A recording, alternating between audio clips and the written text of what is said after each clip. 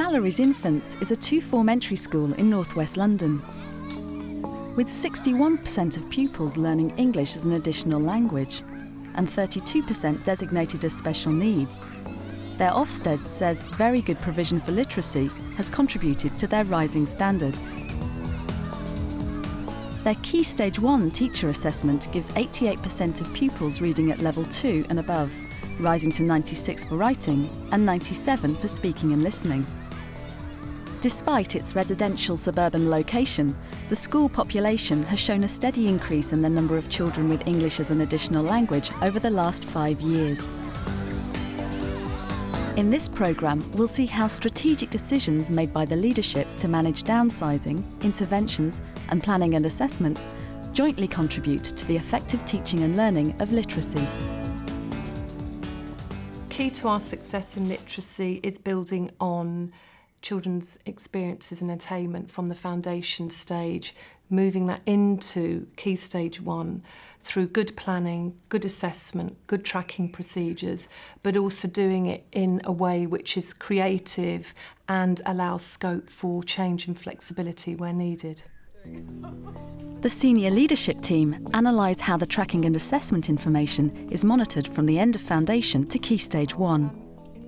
The reading and writing assessment grids. We've had different ones used over the last couple of years for reception to Year 1. Which one is going to be more useful for Year 1 teachers? That one we tended to use as mainly an analysis of the way they were reading. I think this one is a better summary. What we're noticing, particularly with the new phonic programme, is it's all very well them knowing their letter sounds, but we're actually having a lot more children who are not using that information effectively, and that would be really useful for Year 1 teachers to know. The reason we've been looking at why we would want to bring more practice from the foundation stage into Key Stage 1 is because of the essence of what the foundation stage provides for each child. It's the individualised, focused learning aspects that happen in nursery schools that haven't in the past always had the freedom to occur in Key Stage 1 or Key Stage 2 classes.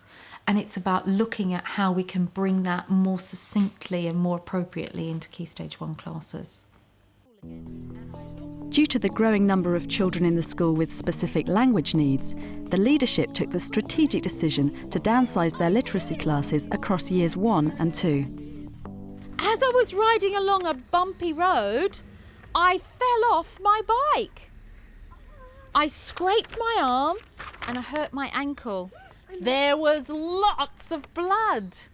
We're a two-form entry infant school, and from each of the Year 1 classes, I take 10 mixed ability children, leaving 20 mixed ability children in each of the classrooms, and I do the same from the Year 2 classrooms.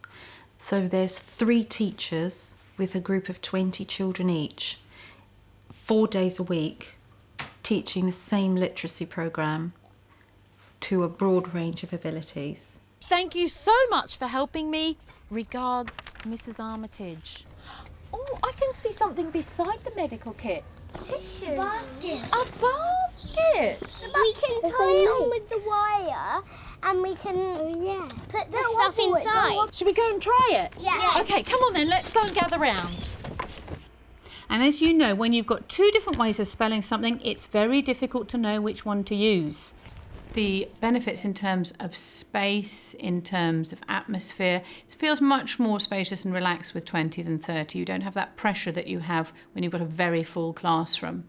On Fridays we don't have the downsizing and I have the full 30. So we'll do it in a different way. But I do find the downside is the children that I don't have in my downside literacy class, I do find I slightly lose touch with where they are at with their literacy. We've got to decide where we're going to put this basket. Right. Where to put it? Where? Here. Where would be the easiest place to get to the basket, do you think? Here. You think the front would be the You easiest? can just get off and grab it. OK, so shall we try putting it on the front then? Yeah. OK, Caitlin, you ready? Mind my finger. For us, making decisions about keeping the literacy downsizing grouping hasn't been made easy because We have had quite a sort of bumpy ride on a financial level, being a small school. We have to effectively employ an additional teacher in order to be able to manage that third group. We do track what impact the downsizing or the smaller groups has on children's progress. And I must say that our results do show, we have very good results. Senko and Cahill uses a word focus with children withdrawn from a downsized Year 1 class. Have we been listening to any particular story, or did we read any particular story this week? Ali? Mrs. Armitage on Wheels. Very good boy, Mrs. Armitage on Wheels. We are writing about our machines or our animals. Somebody had an animal. Who had an animal in their story? Sabrine, what was your animal? A horse. A horse. So we're writing about our machines or our animals and the things we put on them. As a small school, we have a Senko who works for 2 days a week, which means that in that particular area we are under-resourced. So by keeping and preserving the downsizing, it does enable us to look at ways of meeting the needs of groups of children that otherwise might not be met. Let's see your plan. Let's look at your plan and see what you were going to put on. You said music. So this horse needs music. Welcome everybody. It's fantastic so many of you have come. I have very strong feelings. An additional role of the leadership is to get their parents on board, particularly with reading. The school offers an annual meeting to help with reading at home, individualised training, and draws heavily on parents like Joycener to create a strong community spirit. Was as soft as a white swan. That's lovely. Year 1 teachers, including the Senko, plan their non-fiction unit running up to a piece of recount writing. So I think it was these questions. Why do kings and queens wear crowns? What are moats? What was a garter robe? Why did a samurai have a bath before going into battle? So it sort of links into the history work, but there's some new features in there as well. So we'll have to do a lot of discussion about, well, where would you find it? How do you know? Right. Looking for those what keywords would you have to find on the page? They're weekly meetings and they focus very much on making sure that we are clear about the learning intentions, the success criteria, what we will be doing in the shared part of the lesson and the phonic focus, but also looking at differentiating the activities that we plan so that the Senko's group can be included in the same focus, albeit differentiated activities for those children. It's probably quite good for them if the information isn't there, because sometimes you might have to go to more than one book to find out information. But you can't if it's about that So, toy. okay, but they haven't given all the information, so maybe they would want to go off and write more about the toy. Because then the person who wrote the questions and wrote the information gets feedback immediately that yes, my questions are effective, yes, they asked the right questions, and yes, it got the answers that I was hoping to get. Or no, it didn't. Or no, it didn't, And this and is I what I need would to check. need to put in. Yeah. The leadership have identified the Talking Partners and Wave 3 intervention programmes as a priority within their school improvement plan. Talking Partners is a 4-day programme throughout the week, working with small groups of children, focusing on speaking and listening. Right, guys, today we're going to be playing the barrier game. Draw a square.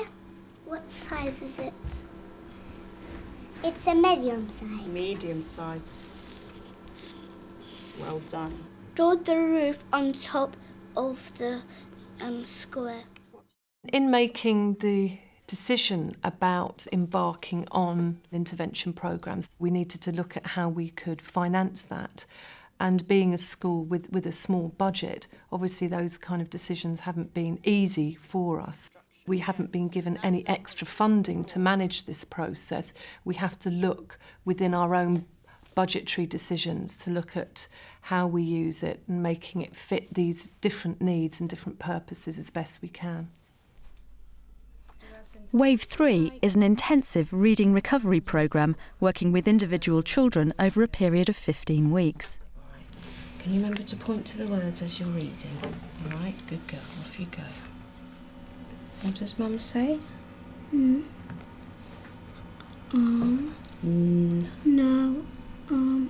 Not. not now. I'm too busy. Good girl, well done. The frustration for us is that we only have 3 people trained to actually doing wave 3. So within the school currently there are only 4 children being given wave 3 support.